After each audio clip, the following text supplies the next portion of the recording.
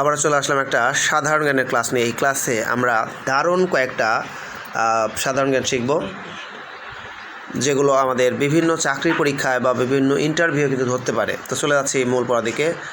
আচ্ছা, আমাদের এখানে রয়েছে কয়েকটা সোশ্যাল মিডিয়াগুলোর নাম আমি তোমাদেরকে বলবো এবং এগুলোর চালুর সাল বলবো। এখন 1 নম্বরে রয়েছে হলো ফেসবুক কত সালে আবিষ্কার হয় বলো? ফেসবুক চালু হয় 2004 সালে। ইউটিউব চালু হয় কত সালে? 2005 সালে। টুইটার চালু হয় কত সালে? 2006 সালে। গুগল চালু হয় কত সালে? 1998 সালে। ইয়াহু চালু হয় কত সালে? 1994 সালে। ইনস্টাগ্রাম চালু হয় কত সালে বলো? 2010 সালে। হোয়াটসঅ্যাপ চালু হয় 2009 সালে। স্কাইপ চালু হয় 2003 সালে।